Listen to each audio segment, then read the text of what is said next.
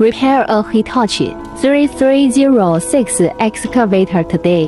The main faults are: the vehicle is slow and weak, uncoordinated and high in temperature, hydraulic pump and distributor removed.